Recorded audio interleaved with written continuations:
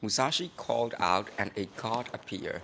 Giving him the letter from Shoulder Kizaemon, he said, "My name is Musashi, and I have come on Shoulder's invitation. Would you please tell him that I'm here?"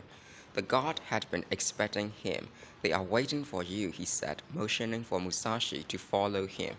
In addition to its other functions, the Shin-Indo was the place where the young people in the castle studied Confucianism. It also served as the thief's library. The rooms along the passageway to the rear of the building were all lined with bookshelves, and though the fame of the House of Yagyu stemmed from its military prowess, Musashi could see it also placed great emphasis on scholarship. Everything about the castle seemed to be steeped in history, and everything seemed to be well run, to judge from the neatness of the road from the gate to the Shin-Indo, the courteous demeanor of the guard, and the austere, peaceful lighting visible in the vicinity of the keep. Sometimes, upon entering a house for the first time, a visitor has the feeling he is already familiar with the place and its inhabitants. Musashi had that impression now as he sat down on the wooden floor of the large room to which the guard brought him. After offering him a hard round cushion of woven straw, which he accepted with thanks, the guard left him alone. On the way, Jōtarō had been dropped off at the attendant's waiting room.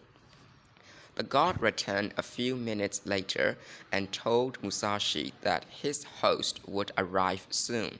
Musashi slid the round cushion over to a corner and leaned back against a post. From the light of the low lamp shining into the garden, he saw trellises of blue blossoming wisteria vines, both white and lavender. The sweetish scent of wisteria was in the air. He was startled by the croak of a frog, the first he had heard that year. Water gurgled somewhere in the garden. The stream apparently ran under the building, for after he was settled, he noticed the sound of flowing water beneath him. Indeed, before long it seemed to him that the sound of water was coming from the walls, the ceiling, even the lamp. He felt cool and relaxed, yet simmering deep inside him, there was an insuppressible sense of disquiet. It was his insatiable fighting spirit coursing through his veins even in this quiet atmosphere. From his cushion by the post, he looked questioningly at his surroundings. "Who is Yagyu?" he thought defiantly. "He's a swordsman and I'm a swordsman. In this respect, we are equal. But tonight I will advance a step farther and put Yagyu behind me." "Sorry to have kept you waiting." Shoulder Kizaemon entered the room with Kimura, Debuchi, and Murata. "Welcome to Koyagyu," Kizaemon said warmly. After the other three men had introduced themselves, servants brought in trays of sake and snacks. The sake was a thick, rather syrupy local brew served in large, old-style sake bowls with high stems. "Here in the country," said Kizaemon, "we aren't able to offer you much, but please feel at home." The others, too, with great cordiality, invited him to make himself comfortable, not to stand on ceremony. With a little urging, Musashi accepted some sake, though he was not particularly fond of it. It was not so much that he disliked it as that he was still too young to appreciate its subtlety. The sake this evening was palatable enough, but had little immediate effect on him. "Looks as though you know how to drink," said Kimura Sugekuro, offering to refill his cup. "By the way, I hear the peony you asked about the other day was cut by the lord of this castle himself." Musashi slapped his knee. "I thought so," he exclaimed. "It was splendid." Kimura moved closer. "What I'd like to know is just how you could tell that. The cut in that soft, thin stem had been made by a master swordsman. We, all of us, were deeply impressed by your ability to discern that. Uncertain as to where the conversation was leading, Musashi said to gain time. You were, really? Yes, no mistake about it, said Kizemon, Debuchy, and Murata almost simultaneously. We ourselves couldn't see anything special about it, said Kizemon.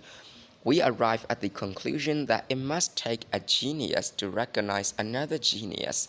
We think it would be of great help in our future studies if you would explain it to us. Musashi, taking another sip of sake, said, Oh, it wasn't anything in particular, just a lucky guess. Come now, don't be modest. I'm not being modest. It was a feeling I got from the look of the cut. Just what sort of feeling was it? As they would with any stranger, these four senior disciples of the house of Yagyu were trying to analyze Musashi as a human being and at the same time test him. They had already taken note of his physique, admiring his carriage and the expression in his eyes, but the way he held his sake cup and his chopsticks betrayed his country upbringing and made them inclined to be patronizing. After only 3 or 4 cups of sake, Musashi's face turned copper red. Embarrassed, he touched his hand to his forehead and cheeks 2 or 3 times. The boyishness of the gesture made them laugh. This feeling of yours, repeated Kizemon. Can't you tell us more about it? You know, this building, the Shin-Indo, was built exactly for Lord Koizumi of Ise to stay in during his visits. It's an important building in the history of swordsmanship. It's a fitting place for us to hear a lecture from you tonight. Realizing that protesting their flattery was not going to get him off the hook, Musashi decided to take the plunge. When you sense something, you sense it, he said. There's really no way to explain it. If you want me to demonstrate what I mean, you will have to unsheath your sword and face me in a match. There's no other way. The smoke from the lamp rose as black as squid ink in the still night air. The croaking frog was heard again. Kizemon and Debuchy, the 2 eldest, looked at each other and laughed. Though he had spoken quietly, the statement about testing him had undeniably been a challenge, and they recognized it as such. Letting it pass without comment, they talked about swords, then about Zen, events in other provinces, the Battle of Sekigahara. Kizemon, Debuchy, and Kimura had all taken part in the bloody conflict, and to Musashi, who had been on the opposing side, their stories had the ring of bitter truth. The host appeared to be enjoying the conversation immensely, and Musashi found it fascinating just to listen. He was nonetheless conscious of the swift passage of time, knowing in his heart that if he did not meet Seki Shusai tonight, he would never meet him. Kizemon announced it was time for the barley mixed with rice, the customary last course, to be served, and the sake was removed. How can I see him? Thought Musashi. It became increasingly clear that he might be forced to employ some underhanded scheme. Should he goad one of his hosts into losing his temper? Difficult when he was not angry himself. So he purposefully disagreed several times with what was being said and spoke in a rude and brash manner. Shoulder and Debuchy chose to laugh at this. None of these 4 was about to be provoked into doing anything rash. Desperation set in. Musashi could not bear the idea of leaving without accomplishing his objective. For his crown, he wanted a brilliant star of victory, and for the record, he wanted it known that Musashi had been here, had gone, had left his mark on the house of Yagyu. With his own sword, he wanted to bring Seki Shusai, this great patriarch of the martial arts, this ancient dragon, as he was called, to his knees. Had they seen through him completely, he was considering this possibility when matters took an unexpected turn. Did you hear that? Asked Kimura. Murata went out on the veranda, then, re-entering the room, said, Taro's barking. Not his usual bark, though. I think something must be wrong. Taro was the dog Jōtarō had a run-in with. There was no denying that the barking, which seemed to come from the second encirclement of the castle, was frightening. It sounded too loud and terrible to be coming from a single dog. Debuchy said, I think I better have a look. Forgive me, Musashi, for spoiling the party, but it may be important. Please go on without me. Shortly after he left, Murata and Kimura excused themselves, politely begging Musashi's forgiveness. The barking grew more urgent. The dog was apparently trying to give warning of some danger. When one of the castle's dogs acted this way, it was almost a sure sign something untoward was going on. The peace the country was enjoying was not so secure that a daimyo could afford to relax his vigilance against neighboring thieves. There were still unscrupulous warriors who might stoop to anything to satisfy their own ambition, and spies roamed the land searching out complacent and vulnerable targets. Kizemon seemed extremely upset.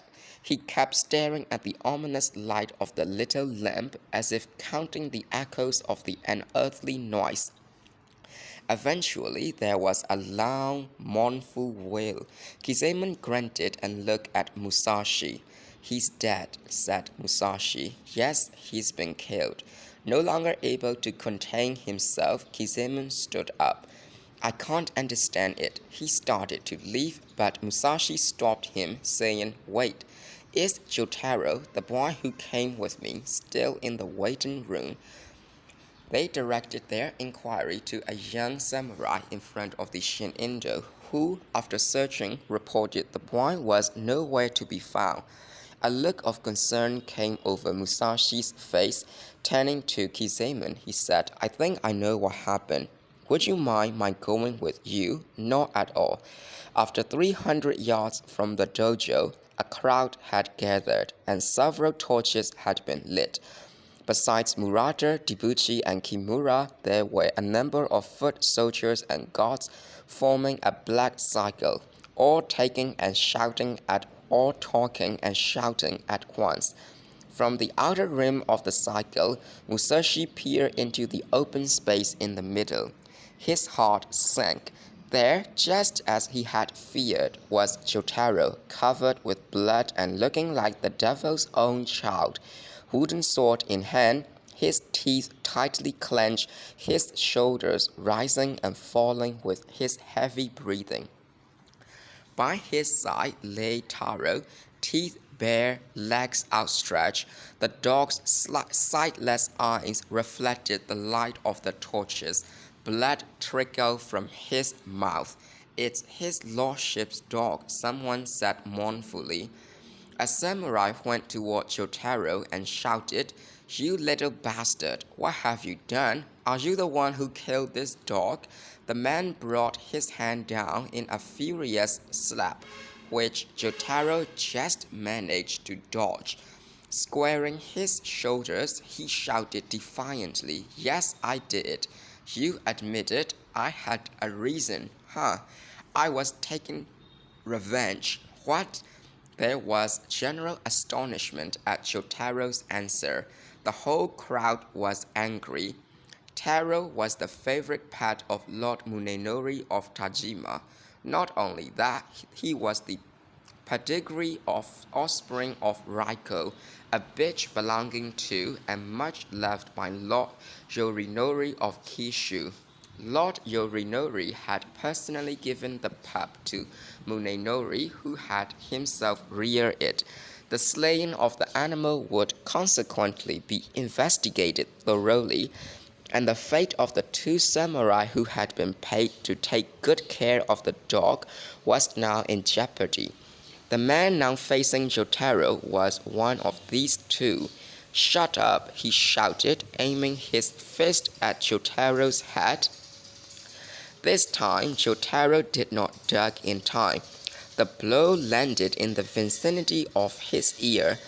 Jōtarō raised his hand to feel his wound. "What are you doing?" he screamed. "You killed the master's dog. You don't mind if I beat you to death the same way, do you? Because that's exactly what I'm going to do. All I did was get even with him. Why punish me for that? A grown man should know that's not right." In Jōtaro's view, he had only protected his honor and risked his life in doing so, for a visible wound was a great disgrace to a samurai. To defend his pride, there was no alternative to killing the dog. Indeed, in all likelihood, he had expected to be praised for his valiant conduct. He stood his ground, determined not to flinch. "Shut your impudent mouth," screamed the keeper. "I don't care if you are only a child. You are old enough to know the difference between a dog and a human being. The very idea, taking revenge on a dumb animal." He grabbed Jōtaro's collar, looked to the crowd for approval, and declared it his duty to punish the dog's murderer. The crowd silently nodded in agreement. The four men who had so recently been entertaining Musashi looked distressed but said nothing. "Bark, boy, bark like a dog," the keeper shouted. He swung Jōtarō around and around by his collar, and with a black look in his eye, threw him to the ground. Seizing an oak staff, he raised it above his head, ready to strike. "You killed the dog, you little hoodlum. Now it's your turn. Stand up so I can kill you. Bark, bite me." Teeth tightly clenched, Jōtarō propped himself up on one arm and struggled to his feet, wooden sword in hand. His features had not lost their sprite-like quality, but the expression on his face was anything but childlike, and the howl that issued from his throat was eerily savage. When an adult gets angry, he often regrets it later, but when a child's wrath is aroused, not even the mother who brought him into the world can placate him. "Kill me," he screamed. "Go on, kill me." "Die then," raged the keeper. He struck. The blow would have killed the boy if it had connected, but it didn't. A sharp crack reverberated in the ears of the bystanders, and Jōtaro's wooden sword went flying through the air. Without thinking about it, he had parried the keeper's blow. Weaponless, he closed his eyes and charged blindly at the enemy's midriff, latching onto the man's obi with his teeth. Holding on for dear life, he tore with his nails at the keeper's groin, while the keeper made futile swings with his staff. Musashi had remained silent, arms folded and face expressionless. But then another oak staff appeared. A second man had dashed into the ring and was on the verge of attacking Jōtarō from behind. Musashi moved into action. His arms came down, and in no time, he forced his way through the solid wall of men into the arena. "Coward," he shouted at the second man. An oak stick and two legs described an arc in the air, coming to rest in a clump about 4 yards away. Musashi shouted, "And now for you, you little devil." Gripping Jōtaro's obi with both hands, he lifted the boy above his head and held him there. Turning to the keeper, who was taking a fresh grip on his staff, he said, "I've been watching this from the start, and I think you're going about it the wrong way.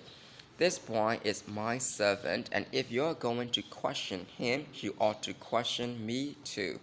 In fiery tones, the keeper answered, "All right, we'll do that. We'll question the two of you." "Good. We'll take you on together. Now here's the boy." He threw Jōtarō straight at the man. The crowd let out an appalled gasp and fell back. Was the man mad? Who ever heard of using one human being as a weapon against another human? The keeper stared in disbelief as Jōtarō sailed through the air and rammed into his chest. The man fell straight back, as though a prop holding him up had suddenly been removed. It was difficult to tell whether he had struck his head against a rock or whether his ribs had been broken. Hitting the ground with a howl, he began vomiting blood. Jōtarō bounced off the man's chest, did a somersault in the air, and rolled like a ball to a point 20 or 30 feet away. "Did you see that?" a man shouted. "Who is this crazy Ronin?" The fracas no longer involved only the dog's keeper. The other samurai began abusing Musashi. Most of them were unaware that Musashi was an invited guest, and several suggested killing him then and there. "Now," said Musashi, "everybody listen." They watched him closely as he took Jōtaro's wooden sword in his hand and faced them, a terrifying scowl on his face. The child's crime is his master's crime. We are both prepared to pay for it, but first, let me tell you this. We have no intention of killing ourselves, be killed like dogs. We are prepared to take you on." Instead of acknowledging the crime and taking his punishment, he was challenging them. If at this point Musashi had apologized for Jōtarō and spoken in his defense, if he had made even the slightest effort to soothe the ruffled feelings of the Yagyu samurai, the whole incident might have passed by quietly. But Musashi's attitude precluded this. He seemed set on creating a still greater disturbance. Shoulder, Kimura, Debuchi, and Murata all frowned, wondering anew what sort of freak they had invited to the castle. Deploring his lack of sense, they gradually edged around the crowd while keeping a watchful eye on him. The crowd had been seething to begin with, and Musashi's challenge exacerbated their anger. "Listen to him. He's an outlaw. He's a spy. Tie him up. No, cut him up. Don't let him get away." For a moment, it looked as though Musashi and Jōtarō, who was again by his side, would be swallowed up by a sea of swords. But then an authoritative voice cried, "Wait!" It was Kizamon, who, together with Debuchi and Murata, was trying to hold the crowd in check. "This man seems to have planned all this," said Kizamon. "If you let him entice you and you are wounded or killed, we shall have to answer to his lordship for it." The dog was important, but not as important as a human life. "The four of us will assume all responsibility. Rest assured no harm will befall you because of anything we do. Now calm down and go home." With some reluctance, the others dispersed, leaving the four men who had entertained Musashi in the Shin-Indo. It was no longer a case of guest and host, but one of an outlaw facing his judges. "Musashi," said Kizamon, "I'm sorry to tell you your plot has failed. I suppose someone put you up to spying on Koyagyu Castle or just stirring up trouble, but I'm afraid it didn't work." As they pressed in on Musashi, he was keenly aware that there was not one among them who was not an expert with the sword. He stood quite still, his hand on Jōtaro's shoulder. Surrounded, he couldn't have escaped even if he had had wings. Musashi called Debuchi, walking his sword a little way out of its scabbard. "You failed. The proper thing for you to do is commit suicide. You may be a scoundrel, but you show a great deal of bravery coming into this castle with only that child at your side. We had a friendly evening together. Now we'll wait while you prepare yourself for harakiri. Once you are ready, you can prove that you are a real samurai. That would have been the ideal solution. They had not consulted with Seiki Shusai, and if Musashi died now, the whole affair could be buried along with his body. Musashi had other ideas. You think I should kill myself? That's absurd. I have no intention of dying, not for a long time. His shoulders shook with laughter. All right, said Debuchy. The tone was quiet, but the meaning was crystal clear. We've tried to treat you decently, but you've done nothing but take advantage of us. Kimura broke in, saying, There's no need for further talk. He went behind Musashi and pushed him. Walk, he commanded. Walk where? To the cells. Musashi nodded and started walking, but in the direction of his own choice, straight toward the castle keep. Where do you think you are going? Cried Kimura, jumping in front of Musashi and stretching his arms out to block him. This isn't the way to the cells. They are in back of you. Turn around and get going. No, cried Musashi. He looked down at Jōtarō, who was still clinging to his side, and told him to go sit under a pine tree in the garden in front of the keep. The ground around the pine trees was covered with carefully raked white sand. Jōtarō darted from under Musashi's sleeve and hid behind the tree, wondering all the while what Musashi intended to do next. The memory of his teacher's bravery at Hanyu Plain came back to him, and his body swelled with excitement. Kizamon and Debuchy took positions on either side of Musashi and tried to pull him back by the arms. Musashi didn't budge. Let's go. I'm not going. You tend to resist. I do. Kimura lost patience and started to draw his sword, but his seniors, Kizamon and Debuchy, ordered him to hold off. What's the matter with you? Where do you think you are going? I intend to see Yagyu Sekishusai. You what? Never had it crossed their minds that this insane youth could have even thought of anything so preposterous. And what would you do if you met him? Asked Kizamon. I'm a young man. I'm studying the martial arts, and it is one of my goals in life to receive a lesson from the master of the Yagyu style. If that's what you wanted, why didn't you just ask? Isn't it true that Seiki Shusai never sees anyone and never gives lessons to student warriors? Yes. Then what else can I do but challenge him? I realize, of course, that even if I do, he will probably refuse to come out of retirement, so I'm challenging this whole castle to a battle instead. A battle, chorused the four. His arms still held by Kizamon and Debuchy, Musashi looked up at the sky. There was a flapping sound as an eagle flew toward them from the blackness enveloping Mount Kasagi. Like a giant shroud, its silhouette hid the stars from view, and before it glided noisily down to the roof of the rice storehouse. To the four retainers, the word battle sounded so melodramatic as to be laughable, but to Musashi it barely sufficed to express his concept of what was to come. He was not talking about a fencing match to be decided by technical skill only.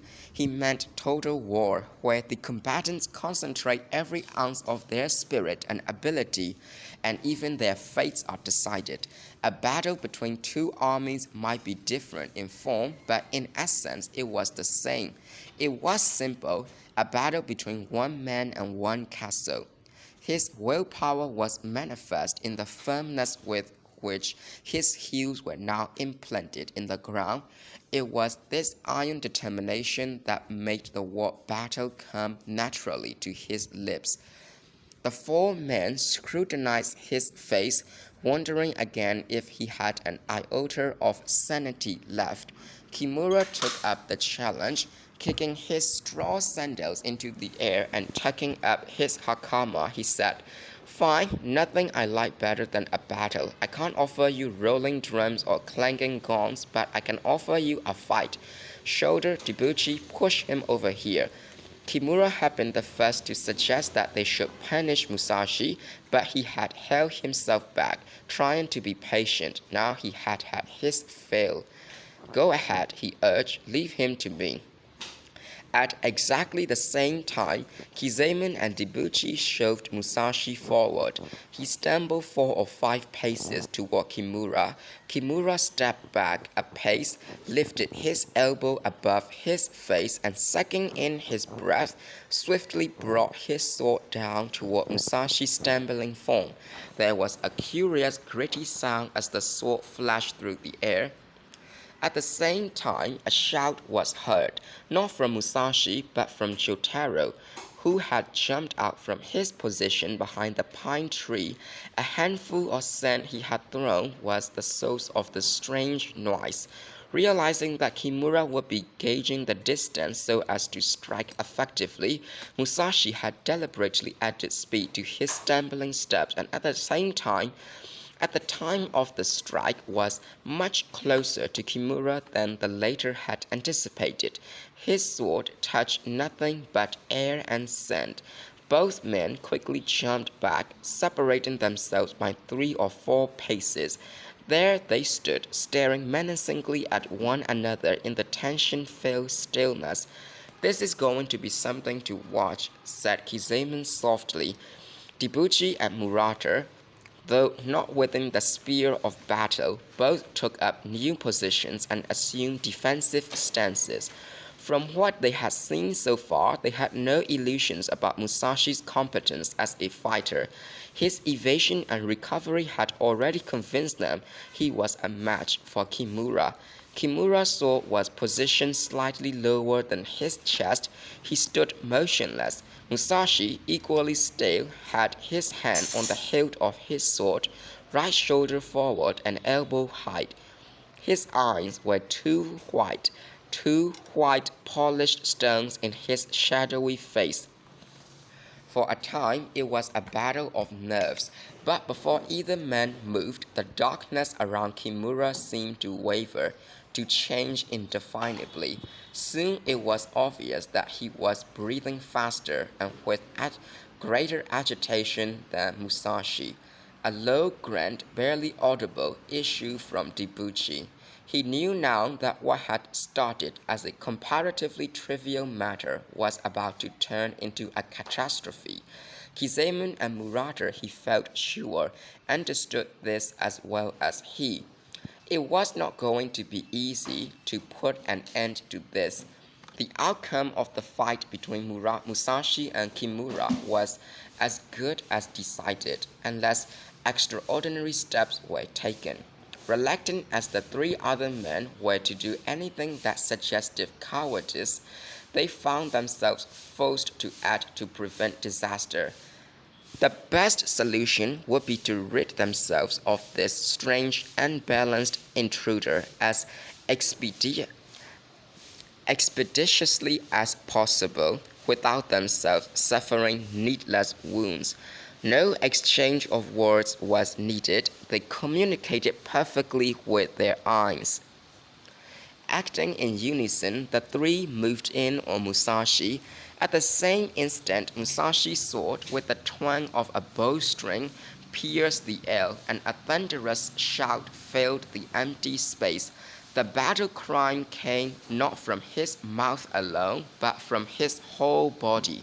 The sudden peal of a temple bell resounding in all directions. From his opponents, arrayed to both sides of him, to front and back, came a hissing gargle. Musashi felt vibrantly alive.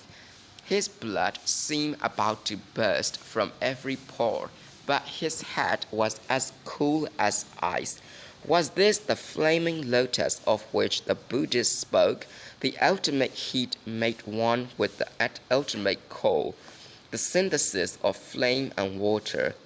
No more sand sailed through the air. Jōtarō had disappeared.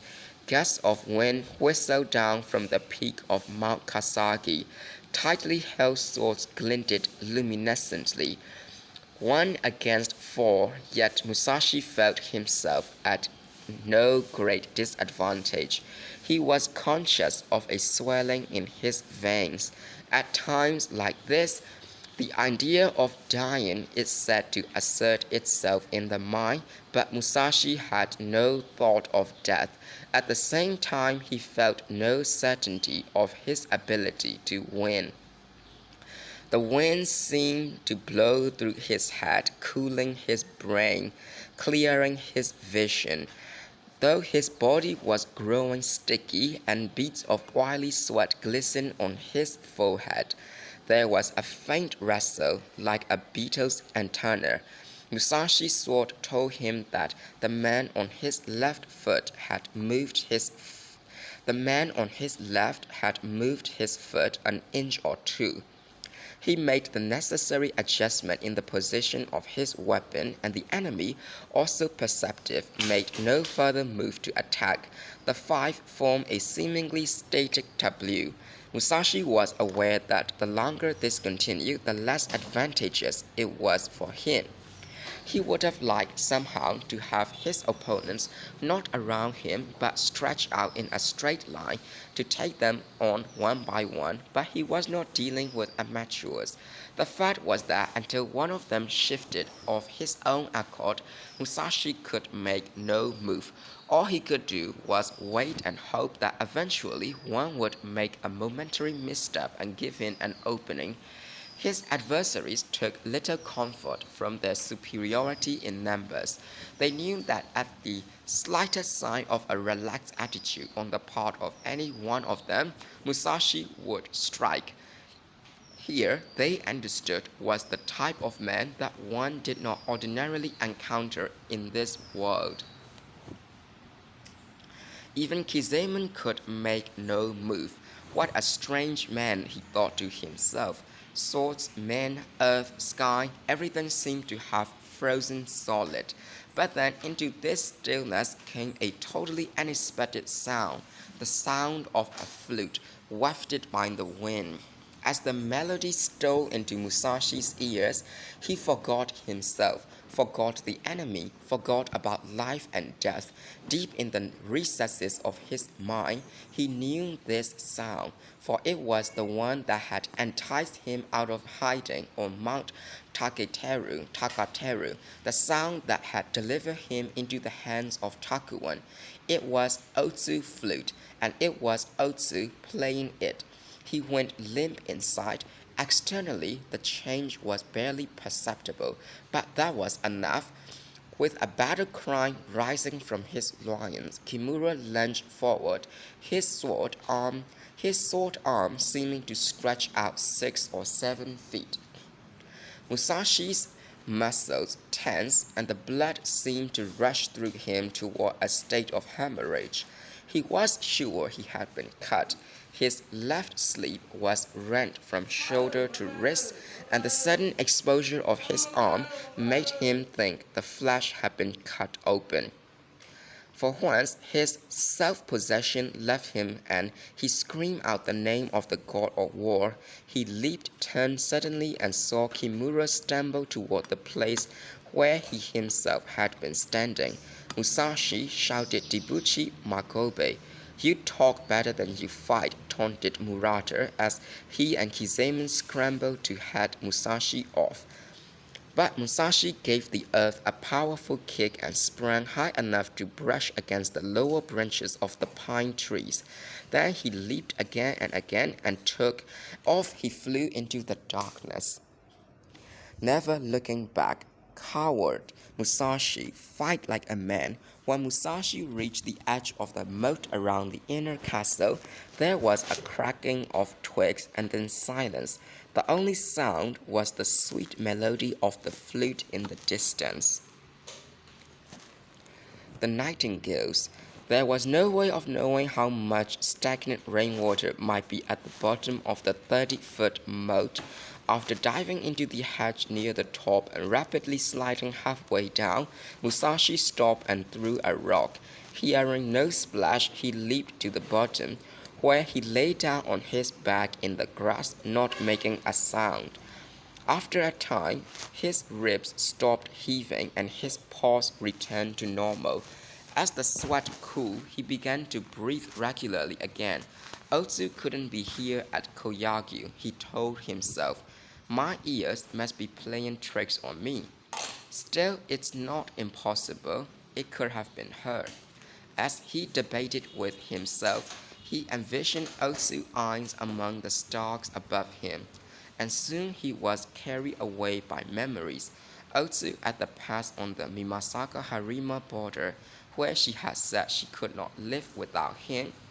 There was no other man in the world for her than at Hanada Bridge in Himeji, when she had told him how she had waited for him for nearly 1,000 days and would have waited 10 years or 20 until she was old and gray, her begging him to take her with him, her assertion that she could bear any hardship. His headlong fight at Himeji had been a betrayal. His headlong flight at Himeji had been a betrayal. How she must have hated him after that. How she must have bit her lips and cursed the unpredictability of men. Forgive me, the words he had curved on the railing of the bridge slipped from his lips. Tears seeped from the corners of his eyes. He was startled by a cry from the top of the moat. It sounded like "He's not here." 3 or 4 pine torches flickered among the trees, then disappeared. They hadn't spotted him. He was annoyed to find himself weeping. "What do I need with a woman?" he said scornfully. Wiping his eyes with his hands, he jumped to his feet and looked up at the black outline of Koyagyu Castle. "They called me a coward, said I couldn't fight like a man. Well, I haven't surrendered yet, not by a long shot. I didn't run away, I just made a tactical retreat." Almost an hour had passed. He began walking slowly along the bottom of the moat. No point in fighting those 4 anyway. That wasn't my aim to begin with. When I find Seiki Shusai himself, then the real battle will start. He stopped and began gathering fallen branches, which he broke into short sticks over his knee. Shoving them one by one into cracks in the stone wall, he used them for footholds and climbed out of the moat. He could no longer hear the flute. For a second he had the vague feeling Jōtarō was calling, but when he stopped and listened closely, he could hear nothing. He wasn't really worried about the boy. He could take care of himself. He was probably miles away by now. The absence of torches indicated the search had been called off, at least for the night. The thought of finding and defeating Seiki Shusai was once again his controlling passion, the immediate shape taken by his overpowering desire for recognition and honor. He had heard from the innkeeper that Seiki Shusai's retreat was in neither of the castle encirclements but in a secluded spot in the outer grounds. He walked through the woods and valleys, at times suspecting he had strayed outside the castle grounds. Then a bit of moat, a stone wall, or a rice granary would reassure him he was still inside. All night he searched, compelled by a diabolic urge. He intended, once he had found the mountain house, to burst in with his challenge on his lips. But as the hours wore on, he would have welcomed the sight of even a ghost appearing in Seiki Shusai form. It was getting on toward daybreak when he found himself at the back gate of the castle. Beyond it rose a precipice, and above that Mount Kasagi. On the verge of screaming with frustration, he retraced his steps southward. Finally, at the bottom of a slope inclined toward the southeast quarter of the castle, well-shaped trees and well-trimmed grass told him he had found the hideaway. His conjecture was soon confirmed by a gate with a thatched roof in the style favored by the great tea master Sen no Rikyu. Inside he could make out a bamboo grove shrouded in morning mist. Peeking through a crack in the gate, he saw that the path meandered through the grove and up the hill, as in Zen Buddhist mountain retreats. For a moment he was tempted to leap over the fence, but he checked himself. Something about the surroundings held him back. Was it the loving care that had been lavished on the area, or the sight of white petals on the ground? Whatever it was, the sensitivity of the occupant came through, and Musashi's agitation subsided. He suddenly thought of his appearance. He must look like a tramp with his disheveled, disheveled hair and his kimono in disarray. No need to rush, he said to himself, conscious now of his exhaustion. He had to pull himself together before presenting himself to the master in sight. Sooner or later, he thought, someone's bound to come to the gate. That will be time enough. If he still refuses to see me as a wandering student, then I'll use a different approach. He sat down under the eaves of the gate, leaned his back against the post, and dropped off to sleep. The stars were fading and white daisies swaying in the breeze when a large drop of dew fell coldly on his neck and woke him up. Daylight had come, and as he stared from his nap, his head was cleansed by the morning breeze and the singing of the nightingales. No vestige of weariness remained. He felt reborn. Rubbing his eyes and looking up, he saw the bright red sun climbing over the mountains. He jumped up. The sun's heat had already rekindled his ardor, and the strength stored up in his limbs demanded action. Stretching, he said softly, "Today's the day." He was hungry, and for some reason this made him think about Jōtarō. Perhaps he had treated the boy too roughly the night before, but it had been a calculated move, a part of the lad's training. Musashi again assured himself that Jōtarō, wherever he was, wasn't in any real danger. He listened to the sound of the brook, which ran down the mountainside, detoured inside the fence, cycled the bamboo grove, and then emerged from under the fence on its journey toward the lower castle grounds. Musashi washed his face and drank his fill in lieu of breakfast. The water was good, so good that Musashi imagined it might well be the main reason Seiki Shusai had chosen this location for his retirement from the world. Still, knowing nothing of the art of the tea ceremony, he had no inkling that water of such purity was in fact the answer to a tea master prayer. He rinsed his hand towel in the stream, and having wiped the back of his neck thoroughly, cleaned the grime from his nails. He then tidied his hair with the stiletto attached to his sword. Since Seiki Shusai was not only the master of the Yakyu style, but one of the greatest men in the land, Musashi intended to look his best. He himself was nothing but a nameless warrior, as different from Seiki Shusai as the tiniest star is from the moon. Patting his hair and straightening his collar, he felt inwardly composed. His mind was clear. He was resolved to knock at the gate like any legitimate caller. The house was quite a way up the hill, and it wasn't likely an ordinary knock would be heard. Looking around for a clapper of some kind, he saw a pair of plaques, one on either side of the gate. They were beautifully inscribed, and the curved writing had been filled in with a bluish clay, which gave off a bronze-like patina. On the right were the words, "Be not suspicious, you scribes, of one who likes his castle closed." And on the left, "No swordsmen will you find here, only the young nightingales in the fields." The poem was addressed to the scribes, referring to the officials of the castle, but its meaning was deeper.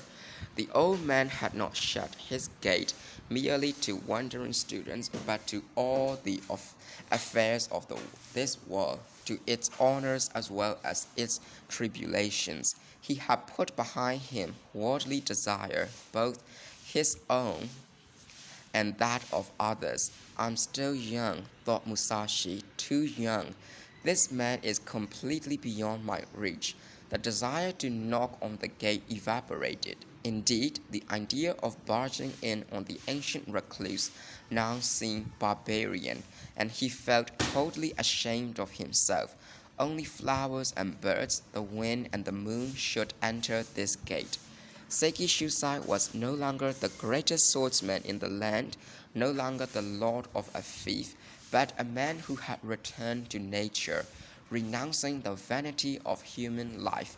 To upset his household would be a sacrilege, and what honor, what distinction could possibly be derived from defeating a man to whom honor and distinction had become meaningless? It's a good thing I read this, Musashi said to himself. If I hadn't, I would have made a perfect fool of myself. With the sun now fairly high in the sky, the nightingale's singing had subsided. From a distance up the hill came the sound of rapid footsteps. Apparently frightened by the clatter, a flock of little birds arced up into the sky. Musashi peeped through the gate to see who was coming. It was Otsu, so it had been her flute he had heard. Should he wait and meet her? Go away? I want to talk with her, he thought. I must. Indecision seized him. His heart palpitated and his self-confidence fled. Otsu ran down the path to a point a few feet from where he stood. Then she stopped and turned back, uttering a little cry of surprise. I thought he was right behind me, she murmured, looking all around. Then she ran back up the hill, calling, Jōtarō, where are you? Hearing her voice, Musashi flushed with embarrassment and began to sweat. His lack of confidence disgusted him. He couldn't move from his hiding place in the shadow of the trees. After a short interval, Otsu called again, and this time there was an answer. I'm here, where are you? He shouted Jōtarō from the upper part of the grove. Over here, she replied. I told you not to wander off like that. Jōtarō came running toward her.